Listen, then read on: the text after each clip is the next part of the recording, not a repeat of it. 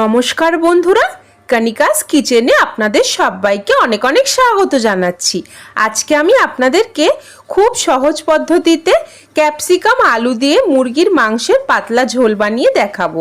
এই ঝোল অনেকেই খুব ভালোভাবেই বানাতে পারেন, তবে আমি যে পদ্ধতিতে বানাই সেটাই আজকে আপনাদেরকে দেখাবো। চলুন তাহলে আর দেরি না করে বানানো শুরু করা যাক আমার আজকের রেসিপি। আশা করছি আপনাদের সকলেরই ভালো লাগবে। মাংসের পাতলা ঝোল বানাবার জন্য একটা গরম কড়াইতে প্রথমে দিয়ে দিচ্ছি 3 টেবিল চামচ পরিমাণের সাদা তেল। তেলটাকে প্রথমে খুব ভালো করে গরম করে নিয়ে দিয়ে দিচ্ছি বড় বড় করে কেটে নেওয়া আলু। এক্ষেত্রে কিন্তু অবশ্যই আপনারা রান্নাটা সর্ষের তেলেও করতে পারেন। নেড়ে চেড়ে আলুগুলোকে একটু গোল্ডেন ব্রাউন করে ভেজে নিচ্ছি।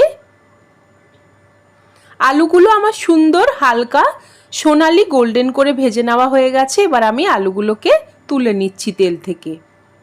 এখন ওই একই তেলের মধ্যে ফোড়নে দিয়ে দিলাম একটা তেজপাতা। এরপর দিয়ে দিচ্ছি 3টে বড় বড় সাইজের ঝিরিঝিরি করে কেটে নেওয়া পেঁয়াজ কুচি। এখন নেড়ে চেড়ে পেঁয়াজটাকে সুন্দর একটু লালচে করে ভেজে নিচ্ছি।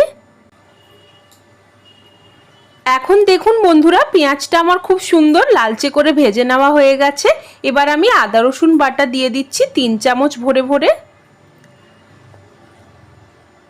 এখন মিডিয়াম টু হাই ফ্লেমেই আদা রসুনের কাঁচা গন্ধটা চলে যাওয়া অবধি ভালোভাবে নেড়ে চেড়ে একটু ভেজে নিচ্ছি।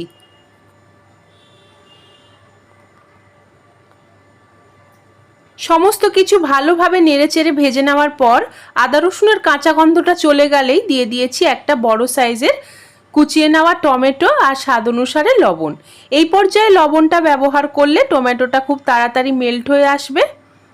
লবণ দেওয়ার পরে ভালোভাবে নেড়েচেড়ে এবারে সমস্ত কিছু একটু ভালো করে কষিয়ে নিচ্ছি।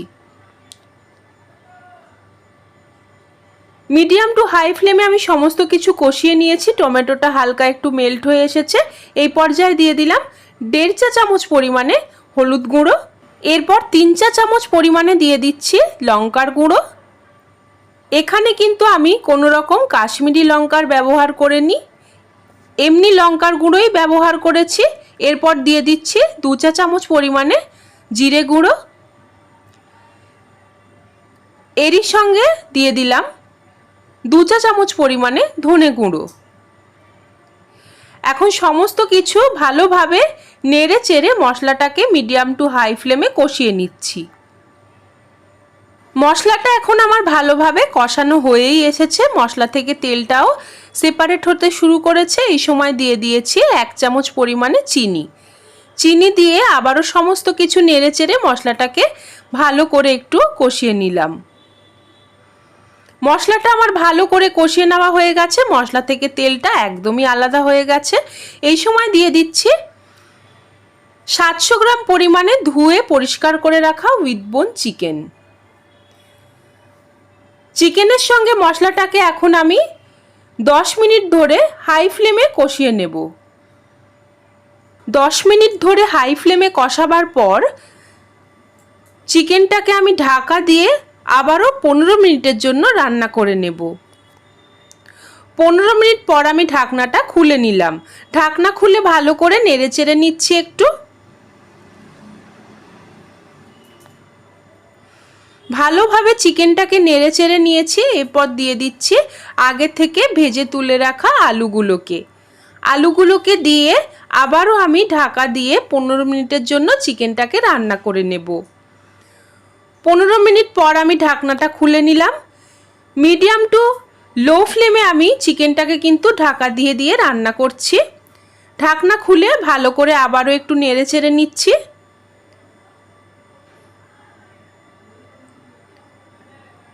আবারও আমি ঢাকা দিয়ে দিলাম। গ্যাসের ফ্লেমটা কিন্তু মিডিয়াম টু লোতেই রয়েছে। 15 মিনিটের জন্য আবারও আমি ঢাকা দিয়ে চিকেনটাকে রান্না করে নিয়েছি। চিকেন থেকে দেখুন অনেকটা পরিমাণে জল কিন্তু ছেড়েছে। চিকেন থেকে এই জল রিলিজ হওয়ার কারণে কিন্তু চিকেনটাও আমাদের অনেকখানি সেদ্ধ হয়ে এসেছে। এরপর আমি দিয়ে দিলাম পরিমাণ মতন জল। যেহেতু এটা চিকেনের পাতলা ঝোল, তাই জলের পরিমাণটা একটু বেশি করেই দিতে হবে।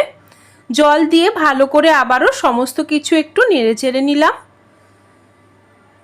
এরপর দিয়ে দিলাম ক্যাপসিকাম। এইভাবে বড় বড় ডায়মন্ড সাইজের কেটে নেওয়া এখানে একটা ক্যাপসিকাম আমি দিয়ে দিয়েছি। ক্যাপসিকাম দিয়ে আবারও আমি 15 মিনিটের জন্য ঢাকা দিয়ে মিডিয়াম টু লো ফ্লেমে চিকেনটাকে রান্না করে নিয়েছি। 15 মিনিট পর ঢাকনাটা খুলে নিলাম। এখন ফাইনাল টাচের জন্য দিয়ে দিচ্ছি 1 চামচ পরিমাণে ঘি। এরই সঙ্গে দিয়ে দেব হাফ চামচ পরিমাণে গরম মশলার গুঁড়ো। গরম মশলা গুঁড়ো আর ঘিটা দেওয়ার পর ভালো করে একটু নেড়েচেড়ে মিশিয়ে নিচ্ছি চিকেনের সঙ্গে। দেখুন আমাদের সকলেরই প্রিয় চিকেনের লাল লাল ঝোল কিন্তু একদমই তৈরি। কত সুন্দর লোভনীয় হয়েছে দেখুন দেখতে। এখানে কিন্তু কোনো রকম আমি কাশ্মীরি লঙ্কার গুঁড়ো বা কিছুই ব্যবহার করিনি, তাও চিকেনের ঝোলের কালারটা কত সুন্দর পারফেক্ট হয়েছে। গ্যাসের ফ্লেমটাকে অফ করে দিয়ে চিকেনের ঝোলটাকে আমি নামিয়ে নিয়েছি। গরম গরম ভাতের সঙ্গে আমি পরিবেশন করব।